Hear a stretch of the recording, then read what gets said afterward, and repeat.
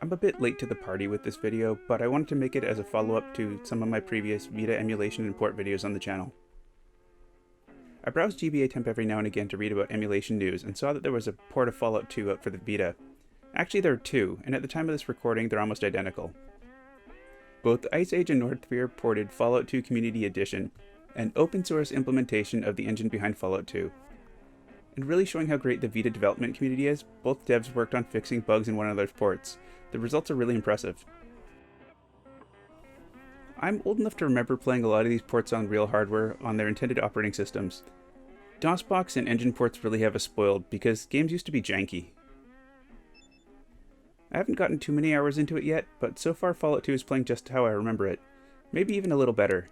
The loading times for the most part are minimal. Your mileage may vary depending on your SD card and your Vita clock speed, but you won't be pulling at your hair in frustration. There's occasionally some crackly audio we're skipping, but I can't say it's any worse than running the original PC version. That's what I'm using actually, the CD-ROM for Windows 95 and 98 version 1.03 I believe.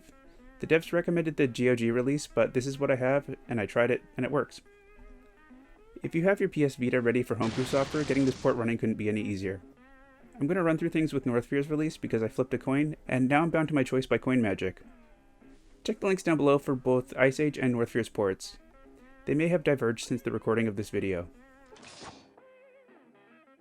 Download the VPK and data files from the release page or by using a homebrew store like EasyVPK. After installing the VPK and extracting the data files, copy the master.dat, critter.dat, patch000.dat, and the data folder containing the sound folder to a folder named Fallout 2 in your PS Vita data directory. Both devs are using slightly different control schemes and list the inputs on the release page.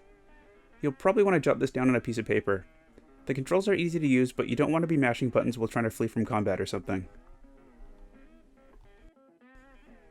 The game works great out of the box, but there are a couple of tweaks that may make things more comfortable on the Vita. Although you can use the touchscreen, you'll probably have a better time playing with the thumbsticks.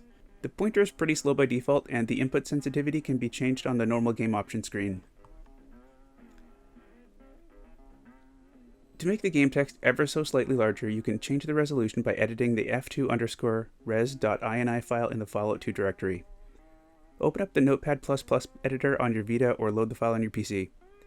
Change the height from 544 to 480 and the width from 944 to 640.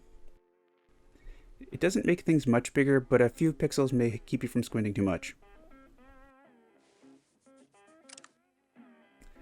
There is a possible save corruption bug, so it's recommended that you make multiple saves and keep a backup in case they become corrupted. If they do, it sounds like you'd need to delete the entire saves folder. I haven't run into this yet, or any other real bugs though.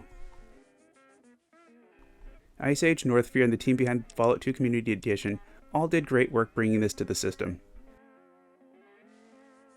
Aside from some difficult to read text which can't really be helped, Fallout 2 plays great as a mobile game on the Vita. If you want to revisit Fallout 2 for some nostalgia, or even play through it for the first time, definitely give this port a try. Thanks for watching.